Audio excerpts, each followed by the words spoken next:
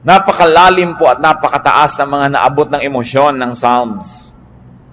At kung atin pong nanamnamin yung mga damdamin na nandyan sa mga tula na ito at mga awit na ito, ay hindi mahirap mag-identify sa mga kalagayan natin kung ito'y dumarating sa ating buhay. Kinikilala niya na sobrang daw akong napayuko, sobrang na ako naging na-humble, sobrang na akong nakuba sa mga problema at sa mga hirap na dinadara. Proverbs 14:10 and 13, each heart knows its own bitterness.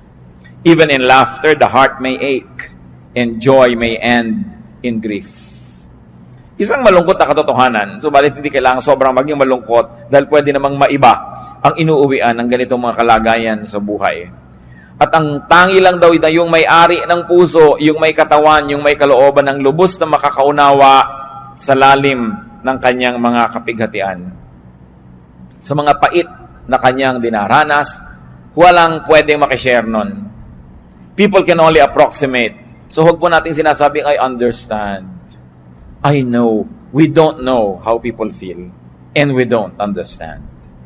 Kuminsan yan ang pinakamadalas at pinakamadali na pagbaliwala sa pamamroblema ng isang tao. Naintindihan ko yan. Lilipas din yan. Mga pananalita na hindi naman talaga nakaka-comfort.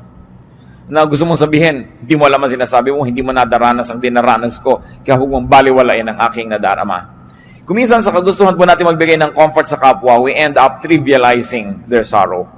Na minamaliit natin yung malaki sa kanila sa panahon na yon.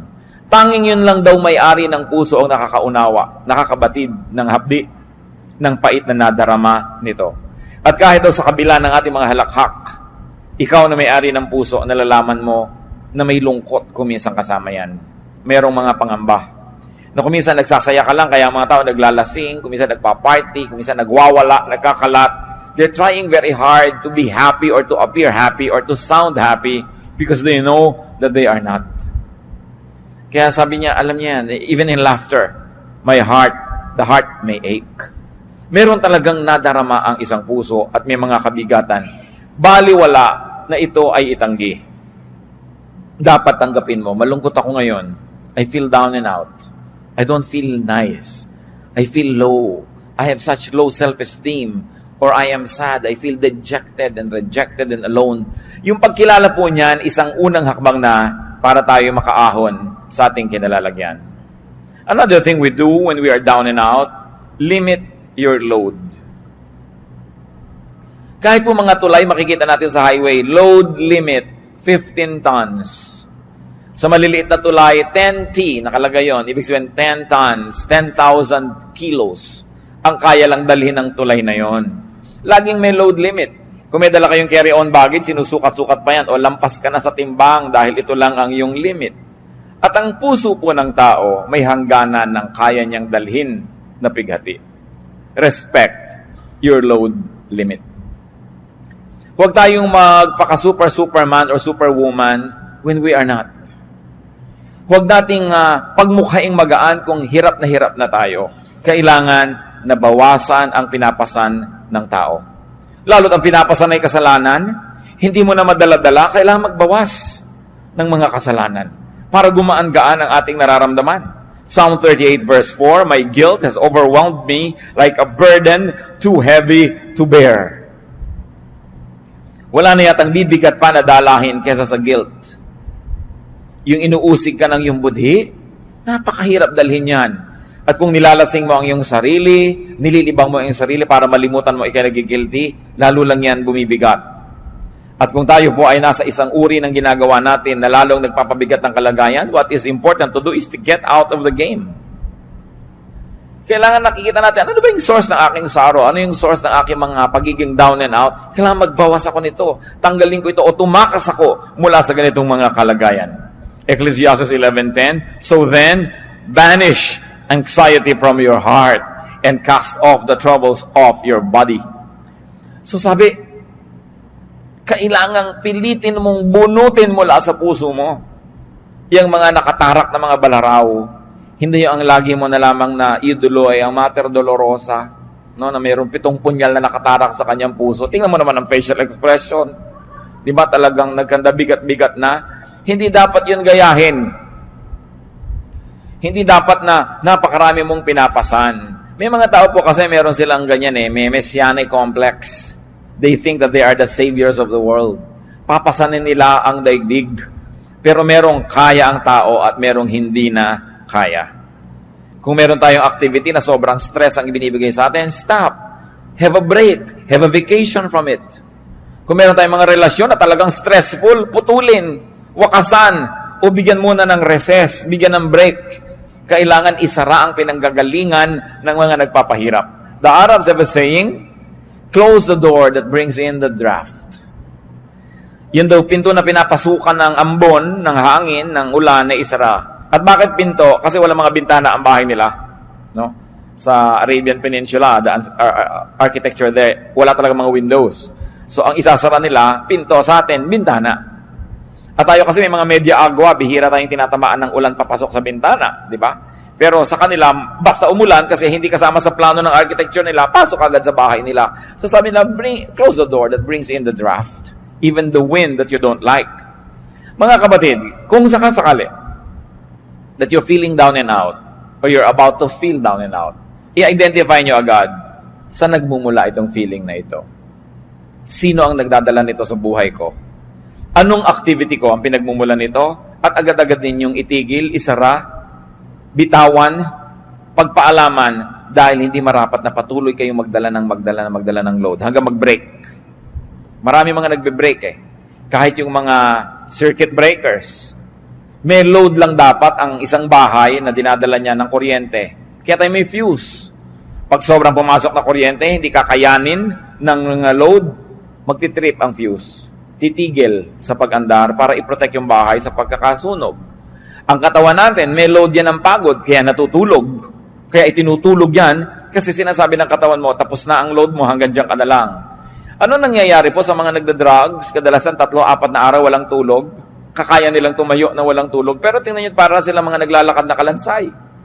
Kasi hindi talaga kaya ng katawan, artificial lang yung power. At lahat ng bagay na artificial, may bayad. May singil. Ang hindi ipinagpapahinga, ipagpapahinga mo rin yan. Kaya yung talagang ayaw magpahinga, nagkakaroon ng karamdaman. Wala nang magawa dahil talagang hindi na kayang bumangon. Babawi at babawi ang katawan sa mga utang natin sa Kanya. So what could be giving you load? Limit your load. You have to be kind to yourself. Another thing to do when we are down and out is to share your burden. You not only limit your burden, but you also share your burden with a friend. To confide in a friend is very important. Napansin niyo po ba na kuminsan maihingan niyo lang ang problema niyo sa isang napagkakatiwalaang tao kahit wala siyang ibinigay na payo, kahit hindi siya nagpautang, kahit wala siyang ibinigay na tulong, gumaan na? That's important to have friends. Friends divide our sorrow and they multiply our joy. Kaya pag tayo po may mga dinedevelop na mga friends, una, we enjoy the friendship. 2, they enjoy our friendship. And 3, if you have not yet relied on that kind of friendship, you are just saving for a rainy day. Nakakailanganin mo isang kaibigan na pwede mong pagkatiwalaan, pagsabihan ng mga problema mo na hindi mo masabi sa iba, nakakagaan. Deuteronomy 1:12, but how can I bear your problems and your burdens and your disputes all by myself? Sabi, hindi ko kaya yan mag-isa. Kailangan meron akong kasama. Kailangan meron akong katuwang. Ecclesiastes 4:10, if one falls down, his friend can help him up. Kung wala kang ginawa kundi magyabang sa iyong kaibigan, magpa-impress, magpasikat, paano mong aaminin sa kanya ang iyong mga suliranin? Paano ka magpapatulong sa mga kabigatan? Kaya kailangan meron ka man lang 1 o 2 tao sa mundo na hindi mo ini-impress. Yung kung ano ka lang yun ang pagkakaibigan ninyo, hindi yung kung ano yung akala niya tungkol sa'yo. Kasi talagang pag naman problema na po ang tao, ang pinakamahalaga, yung may makakaharap kang tao, hindi mo kailangan magkunwari. Hindi mo kailangan magbalat kayo. And it is a gift of God to have at least one person like that in your life na maaamin mo ang mga ipinakakalihim-lihim mo sa buhay. At kung minsan, malaman lang niya yun at malaman mong alam niya, napakalaking tulong na sa iyong buhay. Ecclesiastes 4:10, but pity the man who falls and has no one to help him up. Hindi daw ang tunay na kahabag-habag. Friends can be angels, especially in difficult moments. And friendship in the Bible is very precious. Proverbs 17:17, a friend loves at all times, and a brother is born for adversity. Kaya daw may kaibigan, kaya tayo may mga kapatid, para sa mga panahon ng kagipitan. Bagamat dapat ang nagsasabi nun ay yung tumutulong, hindi yung nangangailangan ng tulong. Pag mo sinabing, that's what friends are for, dapat ang nagsasabi nun, yung tumutulong, hindi yung nangangailangan. That's what friends are for, kailangan tulungan mo ako. Naiiba yung value. Yung ikaw yung tumutulong, ayaw niyang tanggapin. So, that's what friends are for. Nandito ako para katulungan. Ang nagsasabi niyan po yung tumutulong. No? Hindi natin inuobliga mga kaibigan natin, that's what friends are for. Therefore, ay mumolestyahin kita. But a friend loves at all times. At kung minsan, ito po ang pinaghihinanakit ng mga tinatawag nating non-Christians, mga unchurched, mga hindi born again, sa mga kaibigan nila na na-born again. Na nagkaroon na ng kondisyon ng pakikipagkaibigan. Hindi na kita kaibigan kung idolatros ka. Hindi na kita kaibigan kung ang baptismo ay ganito lang, hindi katulad ng baptism ko. Hindi na kita kaibigan pag ganito ang doctrinal stand mo sa ganyang bagay, sa ganung bagay. Nagkaroon ng patakaran ng pakikipagkaibigan. Samantalang sa Bible mismo sinasabi, a friend loves at all times. At kung nangangailangan po tayo ng modelo, hindi ba sapat pa at lampas-lampas pa ang Panginoong Hesus na modelo? That while we were yet sinners, He loved us. So why can't born-again Christians love people who don't share their convictions? Why can't born-again Christians not love people who don't share their religious color? Nilalagyan natin ng patakaran. Dapat nga, mas kaya mong umibig. Mas kaya mong magmahal dahil meron kang Kristo sa iyong puso. Pero yung iba, kumikitid talaga ang isip. Akala lang, ibig sabihin na maging born-again Christian, Bible-based Christian, evangelical Christian, maging judgmental. Na pagka hindi ka nakakaabot sa aking mga pamantayan na pang-religyoso, hindi ako makikipagmabutihan sa iyo. I will treat you like a pagan, like an outsider. Nababaligtad. Dapat ang Kristiyano, mas kaya nating umibig ng walang patakaran. Sapagkat yun ang pag-ibig ni Jesus sa atin. At yun ang pag-ibig na minodelo ni Jesus na dapat tularan ng lahat ng nananalig sa Kanya. Proverbs 27 verse 10, better a neighbor nearby than a brother far away. Aanin mo nga naman ang kapatid mo na talagang mamamatay para sa iyo, pero ang layo. So maraming panahon daw, higit lalong mabuti ang isang kaibigan ng isang kapitbahay na malapit kaysa isang kapatid sa laman na malayo naman. At sabi pa nga ng Proverbs 18:24, there is a friend who sticks closer than a brother. May mga kaibigang higit pa sa kapatid kung magmahal. At yun ang mga kailangan natin Bihirang-bihira na iiwan ka ng kaibigan mo Mas marami pa ngayon iniwan ng asawa kaysa iniwan ng kaibigan. Kaya hindi ibig sabihin na kayo nag-aasawa na wala na kayong kaibigan. Although your asawa should be your best friend, no? Pero kailangan may kinukultivate ka rin ng ibang friendships. Kasi pag nagka-problema ka ngayon sa asawa mo, kanino ka na ngayon sasandal? Kanino ka na ngayon tatakbo? Kanino ka na hihingi ng tulong? Kailangan ang tao hindi nagsasara ng mga pinto niya sa mga mahahalaga niyang relasyon, lalo ang pakikipagkaibigan. Pero, at ito'y napakalaking pero, yung mga dati niyong kaibigan, no? Hindi niyo na dapat ipagpatuloy ang pakikipagkaibigan kung may asawa na kayo. At yung mga dating mga kaibigan, hindi na kayo dapat umaaten sa kasalan ng mga kaibigan ninyo na magpapakasal. Kasi day nila yun nang aagaw ka pa kuminsan ng eksena ng bride o ng groom dahil ipinaggigiitan mong yung sarili. Kasal nila, nandun ka. Nakaka-offend. At may mga nakita na akong ganyan. Kasal lang may kasal, nandun pumupuesto pa at nangaagaw pa ng eksena. Alam na alam ng lahat, may kahapon sila na pinagsaluhan nung isa doon sa ikakasal. Tapos andun pa siya at gusto pang makisalo habang buhay. No? Kailangan lumalaki tayo sa lugar. But friends without the romantic a connection must be maintained and kept. And they can give us balance also. So, make, have, and keep friends. Kung maglalagay tayo ng therefore sa mga pinag-uusapan natin, kailangan ng tao talaga may mga kaibigan. Mapalad yung mga tao na yung kalagayan nila sa buhay ay mas madaling makipagkaibigan. Kasi meron pong mga kalagayan na hindi ganun kadali na makipagkaibigan. Hinihingi ng inyong kuminsan ng mga tungkulin na maging mailap kayo ng konti sa mga tao dahil may pinangangalagaan kayo na integridad ng inyong mga tungkulin. Pero mas higit na mapalad yung mga hindi kailangan gawin yon sapagkat mas madali sa kanila ang makipagkaibigan. What else should we do when we're down and out? Get and receive help, which is what we have been talking about anyway. Kailangan ang tao tumatanggap ng tulong. Paminsan-minsan, hindi yan masama. Ang masama lang kung wala na tayong ginawa kundi sumandal, maging pabigat sa kapwa natin. Pero there are moments. Job 16:20, my intercessor is my friend as my eyes pour out tears to God. So kung sino ang nag-i-intercede for us, those who are praying for us, those who are standing between us and other people, our intercessors, they are friends. So how can we develop friendships? Help others when able. Isaiah 41:6, each helps the other and says to his brother, be strong. Napakahalaga nung nagtutulungan at nagpapalakasan at pinapalakas mo ang iyong kapwa. Plant and therefore harvest good seeds. Habang gumagawa po tayo ng mabuti sa ating kapwa, dapat lang nating itanim sa ating isip na gumagawa tayo ng mabuti. Period. Pero alam din natin na ang Biblia rin ang nagsasabi na ang mga paggagawa ng mabuti meron ding kakambal na pag-aani. Pero ang napakasarap po na isa-isip habang gumagawa tayo ng mabuti sa ating kapwa, ipag-pray natin, Lord, ito pong tinutulungan ko, nawa kahit kailan, hindi ko kailanganin ang tulong niya.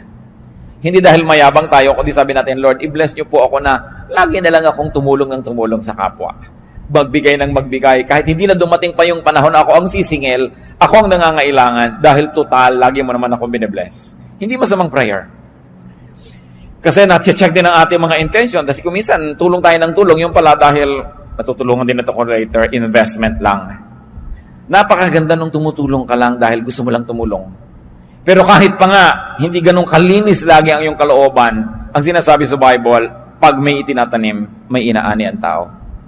So just always consider it. When you're doing good, you're just planting and planting and planting. If you are not able to harvest from the same person, the God of the Bible who says, what you sow you will reap, will see to it that you will reap it from somewhere else, from someone else, basta darating at darating aani ng itinatanim.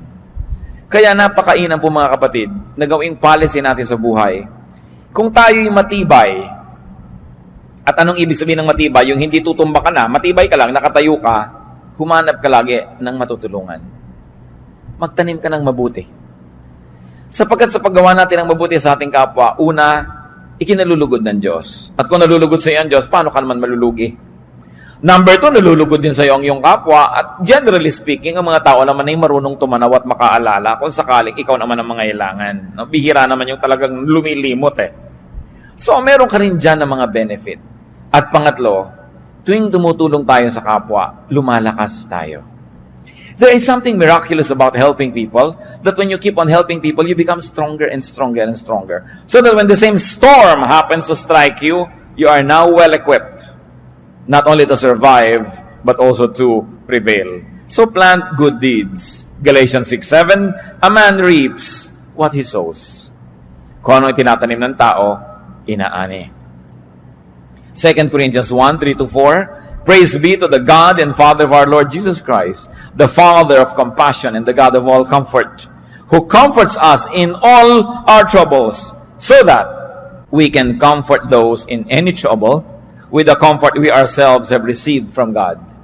Parang masyadong verbose, pero ang ibig lang sabihin, pag nagko-comfort ka ng iba, pag ikaw naman ang nangailangan, you will also be comforted.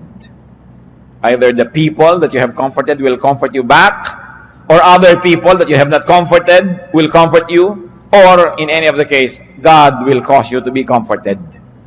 Walang pagbibigay ginhawa sa kapwang nagigipit, walang pagbibigay tulong ang hindi sinusuklian ng langit ng gantimpala. What else do we do when we are down and out? Seek God. Madalas, yun lang pala ang dapat gawin kasi nagiging paalala ng kalangitan sa taong nakakalimot yung mga kanyang pagiging down and out. Sometimes feelings of inadequacy and failure, even ill health, danger, are just reminders from God that we are forgetting Him. At ipanalangin natin na hindi na kailangan natin ng mga dramatic reminders from God para lang tayo magbalik loob at maalala siyang muli. Dahil talaga namang 99.99% ang taong nagigipit, nagkakasakit, nagkakaproblema, biglang nagiging makadiyos muli. Biglang-biglang nagiging relihiyoso na naman. Biglang-biglang nagiging madadasalin. at gustong ipagdasal din siya ng iba, biglang nabubuklat uli ang mga inaanay na Biblia, at biglang umaattend uli ng mga religious services na matagal na hindi sinisipot pag ang tao ay sobrang nagigipit. Kaya yung pagiging gipit din po mga kapatid, kung ang nagiging bunga ay nagbabalik loob tayo sa Diyos, yan man ay pagpapala. Pero ipanalangin natin, huwag na tayong dumating sa ganon, na talagang inilugmo ka, pinaluhod, binugbog para lang dugo ang kang bumalik sa panan ng Diyos. Dahil talaga ang tao, pagka wala nang maipagyabang, yun na lang ang huling gagawin magbalik loob. Humingi ng tawad at humingi ng habag. Napakasarap yung ang ganda-ganda ng buhay mo, ang ginahawa, tapos ang lapit-lapit mo pa sa Diyos. Yung hindi ka na kailangan magkaroon ng mga panganib at hirap para lang lumapit muli sa Diyos. So pag down and out po tayo, isa rin dapat nating isipin, baka paalala to ng Diyos na sobra na ako nagiging mayabang, sobra na ako nagiging makasarili, o iniaasa ko na ang kaligayahan ko at ang ikabubuti ng buhay ko sa kapwa-tao ko lamang at nalimot ko na yung Diyos, that God is no longer in the equation. Psalm 121 verses 1 to 2. I lift up my eyes to the hills. Where does my help come from? My help comes from the Lord, the maker of heaven and earth. Maganda yung picture nito sapagkat yun pong Jerusalem ay nasa ibabaw ng pinakamataas na bundok doon sa lugar na kinalalagyan niya.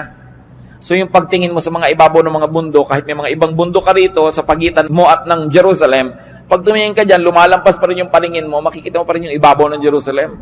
At kung hindi mo man makita yun, na-imagine mong nandun yun, at naaalala mo ang templo, naaalala mo ang Diyos. So this is really a figure of speech. To lift up your eyes to the hills. Many people will lift up their eyes to the clouds or look at the rain. Some people can even remember God by looking into a microscope. Whichever helps you remember God, dapat meron kang ganung ritual sa buhay. Meron ting nakakakita ng maraming pagkain, naaalala niya ang Diyos. Meron naman na tuwing kikilo siya at malusog, naaalala niya ang Diyos. Dahil na ikukumpara niya nung siya ay halos malumpo na hindi makalakad. Ngayon, ramdam na ramdam niya yung lakas niya, naalala niya ang Diyos. Ano pang nagpapaalala sa inyo sa Diyos? So this writer of the song says, I lift my eyes to the hills. What do you do? Physically, symbolically, to remember God. Mahalaga meron tayong ganun. So, kung meron po tayong mga panlulumo, if we're down and out, una nating isipin, may kasalanan ba ako sa Diyos? Meron ba akong dapat isuko? Meron ba akong dapat na ayusin? And repent if needed. Repentance lang palang kailangan. Pagbabalik loob lang sa Diyos, tapos bumalik na uli ang kanyang kalusugan, bumalik na uli ang kanyang kasiyahan. At kung hindi man bumalik yung kalusugan, hindi man bumalik yung kasiyahan o kayamanan, yung nagbalik loob ka sa Diyos, by itself is a prize. Hindi mo sasabing, Lord, nagbalik loob na ako sa inyo, o nasa na yung ginhawa, nasa na yung premyo, nasa na yung kayamanan. Sapagkat yung pagbabalik loob lang sa Diyos, mismo yun na ay isang gantimpala. Pero kadalasan may dagdag pa yun Kasi tayong mga tao, laging gusto nating may dagdag. Tuwing bumibili ka, laging gusto mong may dagdag. So dinadagdagan ng Diyos na nagbalik loob ka na by itself is a blessing. May mga kasama pa yan. Usually, nare-restore yung health, nare-restore yung negosyo mo, nagkakaroon ng kaayusan na inyong buhay, nakakakita ka ng mga nasusukat, nararamdaman na mga patotoo na ang Diyos ay nalulugod sa iyo. Ano pang nangyayari sa isang taong alam na alam niyang may kasalanan siya, meron siyang mali, nagkakanda ganyan na yung buhay niya dahil sa kasalanan niya, pero nagmamaang-maangan pa siya? Ano nangyayari? Psalm 32, verses 3 to 5. When I kept silent, my bones wasted away through my groaning all day long. For day and night your hand was heavy upon me. My strength was sapped as in the heat of summer. Then I acknowledged my sin to you and did not cover up my iniquity. I said, I will confess my transgressions to the Lord, and you forgave the guilt of my sin. Napakagandang patotoo ito. Inaawit-awit ng mga henerasyon ng mga mananampalataya. Sabi nung nagmaang-maangan ako, nung ikinubli kong aking mga kasalanan, itinago, at pinagmukha kong hindi ito kasalanan, sabi, pati ang aking mga buto ay halos mga bulok ng hina. At yun po nagkakaroon ng mga sakit sa buto, ang makakapagpatotoo sa atin kung gaano kasakit ang sakit sa buto. Many of us have no idea kung gaano kasakit ang sakit sa buto. Sabi niya, my bones wasted away through my groaning all day long. At bakit daw? Dahil gabit araw, dinadaganan ako ng inyong kamay. Ano mangyayari sa isang taong dinadaganan ng kamay ng Diyos? Yun lang talikuran ka ng Diyos, napakalaki ng hirap yan. Yun lang hindi dinggin ang iyong mga panalangin, yung pangdaganan ka ng kamay ng Diyos. Wala kang susulingan. Hindi ko alam kung naranasan niyo ng madaganan, matulog kayo na mayroong isang kabambigas na nakadagan sa inyo. No? Isang kabambigas lang ngayon. Gaano kabigat ang Diyos? Kung tutuusin. So sabi, habang ikinakaila ko yung kasalanan ko, habang nagmamatigas ako, habang pinagpipilitan ko yung akin, at ayaw kong sundin ang yung kalooban, yan ang nangyari sa akin. Dinaganan ako, pinisa, pinipi, no? ng inyong kamay. Subalit, sabi niya, nung aminin ko ang kasalanan ko, at di ko na pinagtakpan pa ang aking sarili. Tinanggap ko ang aking pagkakamali, at hiningi ng tawad. Sabi ganon, nung ako'y humingi ng tawad at nagbalik loob, pinatawad mo ako agad. At inalis mo ang bigat na nakadagan sa akin. You took away the guilt of my sin. Yun ang bigat Napakabigat. Bakit yung bigat ng loob, no? Hindi mo naman matimbang. Kahit sumakay ka sa timbangan, ang bigat ng loob mo, hindi naman nakukuha ng timbangan yung bigat Pero alam mong napakabigat. At alam mo na kung ang gaan ang kalooban mo na halos magsayaw ka palaka dahil ang gaan. So ang sinasabi dito mga kapatid, bakit naman natin pinapatagal yung bigat? Lalo't kung alam naman natin ang pinagmumulan ni kasalanan. Lalo't kung alam natin ang pinagmumulan ni isang negative attitude, isang maling pananaw, ba't hindi na lang isuko yan? Total, susuko ka rin dahil hindi ka naman mananalo, Diyos yun Pinapatagal mo lamang ang pahirap sa sarili. Sabi, isuko yan. When I confess my transgressions, you forgave the guilt of my sins. Hindi nga hininga ng bayad Confession lang. Aminin mo lang at magbalik loob ka. So what do we do when we are down and out and we have found out that it's because of our personal sin? Seek and receive restoration. Kailangan ibalik ang ligaya ng buhay, gaan ng puso, saya ng ating espiritu. Psalm 51:12, dalangin ng isang taong nalayo ang loob sa Diyos, restore to me the joy of your salvation and grant me a willing spirit to sustain me. Ibalik mo sa akin ang ligaya ng kaligtasan. Kasi nawala ang saya. Pwedeng mangyari yan sa isang taong nakaranasan ng kaligtasan ng Diyos. Yung magkagiba-giba pa yung puso, magkalungkot-lungkot pa. Pero yan ay bunga ng napakatagal, sunod-sunod at buong tigas ng ulong pagsuway sa kalooban ng Diyos. That is when we are down and out. What about when others are? What do we do when others are down and out? When people are down and out, be compassionate. That's the first rule ever. Maging mahabagin. Colossians 3:12, as God's chosen people, clothe yourselves with compassion, kindness, humility, gentleness, and patience. Be compassionate with people. Hindi yan panahon para manisi. Hindi yan panahon para magpasikat. Nakita mo, tama ako. Kailangan ko ang tao down and out. We become kind. Nararamdaman lang ng tao na kailangan siyang maging mabait at mabuti. Kung naranasan na niya sa kanyang buhay na mga ilangan ng bait at buti ng kapwa. Kung naranasan niyo na pong makorner, wala kang kapiyok-piyok dahil corner na corner ka, ang tanging kailangan mo, kabaitan. Yung down ka, wala ka talagang maipagmalaki ni ang tanging kailangan mo lang sa tao, kabaitan. Pag wala kang maibigay na excuse, dahil talagang obvious ang kamalian mo, anong kailangan mo? Kabaitan. Pero tayo po mga tao kadalasan, pag nakakita ng kahinaan, sinasamantala yon. O gaganunin mo pa ngayon. Eto ka ngayon, lalapit-lapit ka sa akin. Ganyan ka pa. Hindi po ganyan na klaseng trato ang kailangan ng taong nagigipit. Kasi the heart knows its own sorrow. At napakabuti siguro, bagamat hindi ko idinadalangin na maranasan natin, pero maranasan din natin yung magipit, maging sobrang kawawa, para malaman mo na kailangan mo rin maging mabait. Para ma-realize mo ang halaga ng kabaitan. Kaya nakakalungkot ang isang taong tumatanda, nagkakaedad, masungit pa rin. Yung hindi pa rin maunawain, hindi mapagbigay, hindi mapagkandili, hindi mapagpatawad, kasi para namang wala siyang natutunan sa buhay niya. Para namang di niya naranasan ang mga hirap sa buhay.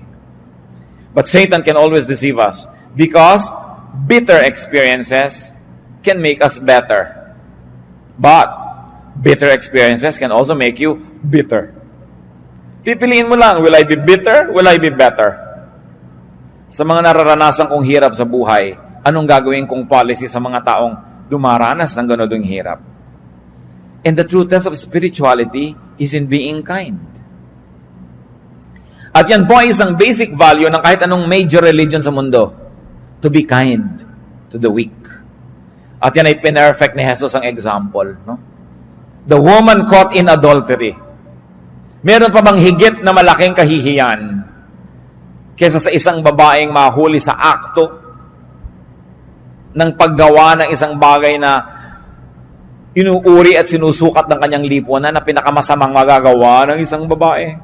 Nahuli sa akto, kinaladkad ng mga tao sa lansangan, walang kapiyok-piyok dahil caught in the act. Pero ang sabi ng Panginoon, o kung sinong walang kasalanan, di maunang bumato. Di ba musika sa tenga ng babae yun? Subukan ko nyo kung kayo yung babatuhin.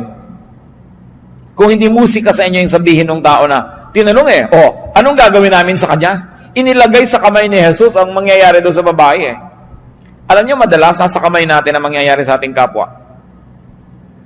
Kumisan kuya kayo ng isang pamilya, kayo tong breadwinner, may nagkamali, kumisan nasa kamay ninyo kung ano mangyayari sa kanya. Kasi yung opinyon, papakinggan ng iba Kumisan kayo yung tatay, kayo yung nanay, anong gagawin nyo sa isang taong ganun? Pinakita sa atin Jesus ang dapat gawin. Sabi niyo, yung mauna na yung walang pagkakamali. Kaya dahil doon, walang naglakas loob bumato. Kailan nyo ibinibigay yun? Kailan natin kakailanganin yun? Remember, what you sow is what you reap. Napakahalaga na iniisip niya. Kaya ang ating beginning na verse you don't know what a day may bring forth. Be kind, because you don't know when you might be the recipient of the same kindness. So when people are down and out, be compassionate to them, communicate with them. Ang isang napakahirap na mangyari sa isang tao pag siya down and out ay yung ma-isolate. Yung nag-iisip siya, hindi kaya ako tinatanggap ng mga tao, ipinupuwera nila kaya ako sa kanilang buhay. Communicate with them. Yung mga talunan, communicate with them. Kasi iniisip nila, meron pa kayang tatawag sa akin, may magte-text pa, natalo ako sa eleksyon, natalo ako sa contest, natalo ako sa kahit ano pa man. Dahil siyempre maraming kung bumabati sa nanalo, doon sa natalo. Meron pa bang bumabati dyan? Communicate. And when we communicate, we're saying, I'm here, I'm available, I am willing to help. Galatians 6:2, carry each other's burdens, and in this way you fulfill the law of Christ. So be kind-hearted, be gentle. Ephesians 4:2, be completely humble and gentle, be patient, bearing with one another in love. Maging mapagpatawad, mapagpaumanhin, at pairalin ang pag-ibig. Another thing we do when people are down and out, be reachable. Be available to help. Job 6:14, a despairing man should have the devotion of his friends, even though he forsakes the fear of the Almighty. Nakita niyo sinasabi ni Job? Kahit pa hindi ako matakot kayo sa Diyos, kahit magreklamo ako sa Diyos, kahit hindi ako maging makad-Diyos, kahit ano pa pagsasabihin ko dito, kaibigan ko kayo, dapat bigyan niyo ako ng inyong katapatan, ng inyong debosyon. Nakita niyo yung sabi niya, a despairing man should have the devotion of his friends, even though he forsakes the fear of the Almighty.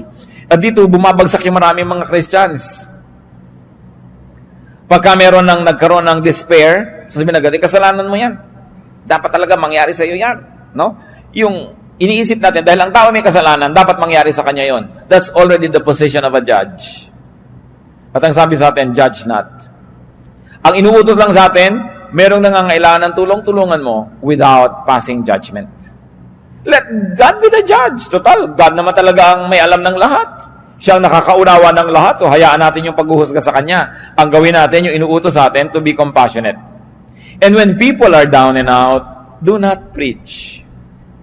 It's not a time to preach. Do not moralize or judge or persecute. Kailan po tayo dapat nagpipreach? Before a disaster. Before people commit a mistake. Tinuturuan natin, binibigyan natin ng mga paalala, ng mga example, encouragement. Pero oras na sila ay nagkamali, nadapa na, ang susunod na gagawin na natin is compassion, kindness, love, support, para makarecover ang tao. Hindi preaching. Sabi sa Ecclesiastes, there's a time for everything and a time for every activity under heaven. So there's also a correct time for preaching. Dahil kung yung tao down and out, hindi nakikinig yun. Preach ka ng preach. Nakikita niya gumagalaw yung bibig mo pero wala yan nadidinig. Kasi ang laman ng puso niya, yung kanyang pighati. Job 6:24-26, teach me and I will be quiet. Show me where I have been wrong. How painful are honest words. But what do your arguments prove? Do you mean to correct what I say and treat the words of a despairing man as wind? Ano pa yung context nitong si Job? Nung siya ay dinapuan ng kotak-kotakot na dilubyo sa buhay, bagamat alam natin siya ay mabuting tao sapagkat siya dumaan sa pagsubok. May 3 siyang matatalik na kaibigan na naglakbay ng malayo para makiramay sa kanya. At napakaraming araw at gabi ang lumipas na umupo lang sila doon kasama ni Job, walang kakibo-kibo, nakikiisa sa kanyang pighati. Subalit, matapos ang ilang araw, nagsimula na silang magsalita, isa-isa, walang humpay, taking turns. At isa lang ang sinasabi nila kay Job. Nagkaganyan ka, siguradong may kasalanan ka, aminin mo na. Yun lang ang sinabi nila, pagkahaba-habang poetry, basahin mo, ang daming mga stanzas, pero yun lang, hindi pwedeng magkaganyan ka kung righteous ka. Siguradong may mali ka. Anong malay nila? Alam na alam natin because the Bible writers tell us that Job went through a trial. Anong malay mo kung isang tao very righteous pala and going through a trial? Ba't mo i-judge? Kaya sabi nitong si Job, napakasakit na inyong mga salita. Ano ba ang gusto niyong gawin ngayon? Ituwid niyo lahat ng mga sinasabi ko at baliwalain niyo ang lahat ng aking mga pangangatuwiran. Ang ipinagpipilitan ninyo, dapat mangyari sa akin to dahil meron akong kamalian. At marami po ko alam mga kapatid, mga Christian na naman, pupunta sa may sakit na malubha. Kawawa ka naman, sister, ito ang pinya, o ito ang ganito, ito ang ganyan. Mamaya, sister, baka naman may dapat kang i-confess. Wala, bakit ka nakaganyan? Kung hindi ka may kasalanan, mamaya talaga inuusig-usig na niya yung nakahiga doon. Mabuti pa, di na lang siya dumalaw. Kasi, kung totoong may kasalanan yung tao, hindi na siya kailangan paalalahanan. Alam na niya yon. At kung kayo may sugat, gusto niyo bang dinudot-dot po, may sugat ka, ito yung sugat mo, didiin mo pang ganun. Hindi mo kailangan yun, sensitive ka na nga. Ang kailangan mo ay kabaitan ng tao. At hindi ko man naging mabait sa iyo, ay magpapalusot ka na sa Diyos. Lalo ka nga nagigilty kung mabait yung kaharap mo, di ba? Kung hindi ka inuusig, mas nagiging defensive ka nga kung usig siya ng usig. Siyempre, offensive siya, defensive ka. Pero kung walang offense, there'll be no need to be defensive. And people can be more open to the ministration of the truth. So, if people are down and out, it's not a time to preach. Mga kapatid, kung magpipreach kayo sa isang taong nagkamali na, ibig sabihin, hindi kayo nag-preach bago siya nagkamali. Ibig sabihin, marami kang pinalampas sa pagkakataon, doon ka dapat nagturo, doon ka nagbigay ng patotoo, doon ka nagbigay ng example. Pinalampas mo, tapos ngayon ka pa magtuturo kung kailan nagkamali na. It's not a time for that. Although, I believe that there's a time for another preaching. There is a time for another reminder, but not during the moment of crisis. Because the person will not be mentally and emotionally receptive to you. What does he do when people are down and out? Be discreet. Be silent. And be tasteful in helping others. Lalo yung mga counselors, you must never talk about your counselees. Except, of course, in a clinical record, because some groups, churches, have clinical records of counseling. It's also one way to monitor what kind of counsel the people get. It's a way to monitor what kind of counseling the counselors dispense. So some records are kept, but identities are kept secret. Kailangan discreet ang tao. You don't drop names that you help. Matthew 6:3-4, but when you give to the needy, do not let your left hand know what your right hand is doing, so that your giving may be in secret. Then your Father who sees what is done in secret will reward you. And that goes for giving advice, for giving help. Hindi na natin ipinamamalita ang ganyang mga bagay. Tahimik lang tayo. Napaka-importante na ang tao discreet, hindi matabil, hindi madaldal.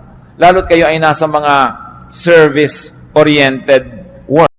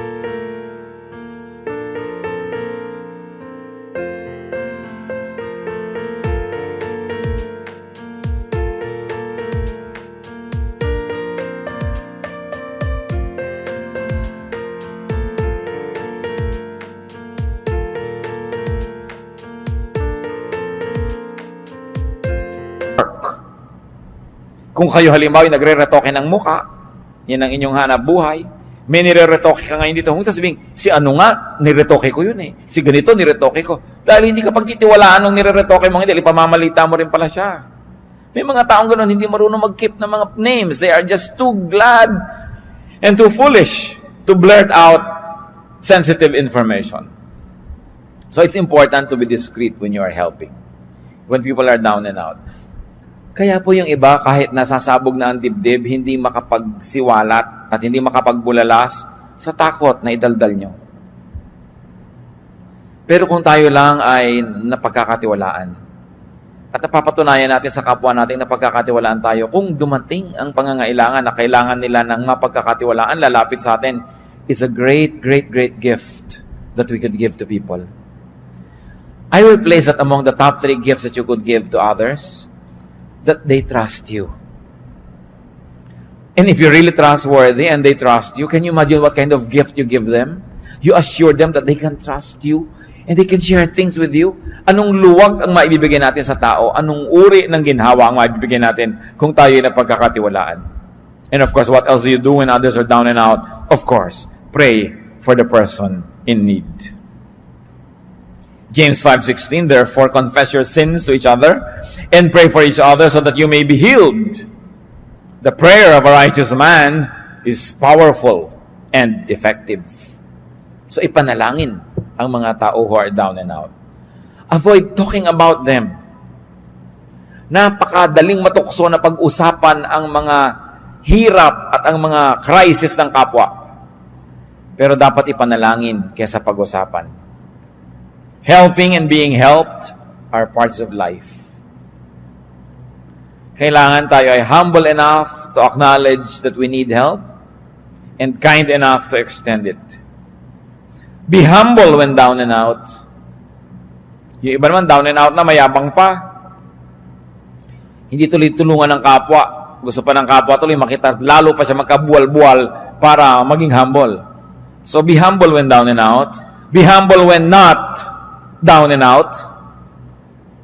In fact, be humble when strong, because you don't know what a day may bring forth. Life is a mist. Life situation can change in an instant. Proverbs 27:1, do not boast about tomorrow, for you do not know what a day may bring forth. Ano ang magandang pamantayan kung paano tayo makikitungo sa mga down and out? Simple lang mga kapatid, kung paano nyo kayo gustong pakitunguhan kung kayo ang down and out. Ganun lang. Paano nyo itatrato yung mga anak ng kapwa nyo na nagkamali? Simple. Paano nyo gustong itrato ng ibang anak nyo? Kayo anak nyo ang nagkamali. Paano nyo itatrato yung mga nadapa? Simple. Kung paano nyo gustong maitrato kung kayo yung madapa. Be kind and gentle. Be ready to help and be willing to be helped. Aming Diyos, salamat sapagkat kayo yung Diyos na nagtuturo ng maraming mga practical na bagay sa buhay. Na bagamat ang buhay na ito ay maaring mapuno ng mga hirap, mga pagsubok, pasanin, hindi naman nawawala ng tulong na available from you and from your teachings. Turuan niyo kami, Panginoon, na maging mabait sa aming kapwa, maging sa aming sarili. Magbawas kami, Panginoon, na nagpapabigat sa aming buhay. Turuan mo kami ngayon, Panginoon. Yumuko tayo sa presensya ng Diyos. I like to pray. I am moved by the Spirit to pray. Nais ko ipag-pray ngayon ang mga kapatid nating sa ating pagbubulay-bulay at pag-iisip, lalo naging malinaw sa inyo, na meron kayong mga pabigat sa buhay na kayo rin naman na may kagagawan. O kung di man kayo ang diretsahang may kagagawan, pinapayagan nyo kasi kaya kayo nabibigatan. Pero ngayon, gusto nyo na gumaan ang inyong dala. Kung ngayon, nagpapasya kayo, natitigilan nyo na ang paglalagay sa sarili nyong likod ng mga pabigat, o kaya di na kayo papayag na pabigatan pa kayo ng mga iba o ng mga sitwasyon. I like to pray for you. We'll ask God for strength, and we will ask for God's help that you may be able to do the right thing to do to limit your load. Kung kayo ito, na sinasabi niya, ako'y may kagagawan kung ba't marami rin ako mga dalahin, pero ngayon gusto kong gumawa ng commitment na gagawin ko na kung ano ang magagawa para mawala ang pabigat na ito. You want to make that commitment, we'll ask for strength. We're going to pray. Salamat sa Diyos dahil kumikilo siya sa ating mga puso. Para ano pa dinig mo ang salita ng Diyos kung dala mo na naman ang dala mo mga pabigat, parang walang narinig. Parang hindi tinablan ng salita ng Diyos. Hindi nakakahiyang sabihin sa Diyos na, Diyos ko, responsible din ako kaya marami kong dala. So ngayon sabihin ko, Lord, with your help, titigilan ko na. Ayoko nang payagan ang ganito mga bagay. Hindi na ako lilikha ng sarili kong mga pabigat o kaya pipigilan ko na ang pagpapabigat sa akin na gawa ng iba. Heavenly Father, kumuha po kayo, Panginoon, na isang himala. Bigyan nyo ng kakayahan ang mga anak mo na gawin ang dapat gawin. Kung sila ang may kagagawa ng sarili nilang mga kabigatan, turuan mo ng gagawin para matigilan ito, O Diyos. Lalong-lalo kung alam na naman ang dapat gawin, ang ibigay niyo, Panginoon, isang matibay na pasya na itigil ang mali at gawin ang tama para mawala ang mga pabigat na sila mismo naglalagay. At kung sa pagtayo ng iyong mga anak, meron namang kabigatan galing sa iba, pero pinapayagan nila. Ang kahulugan ng pagtayong ito, Panginoon, na ayaw na nilang payagan ito. They will say no.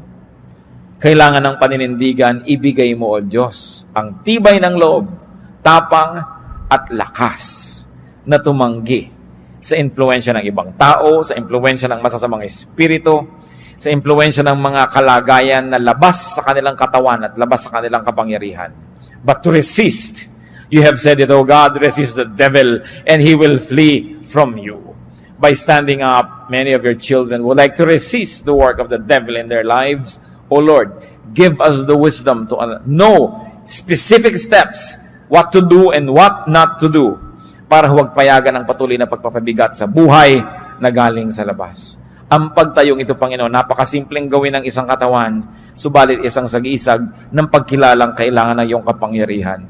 Igawad mo, O Diyos, ang kapangyarihan, karunungan, kaliwanagan na kailangan ng iyong mga anak para mapagaan ng mga buhay mula sa mga sariling kagagawan o kagagawan ng iba.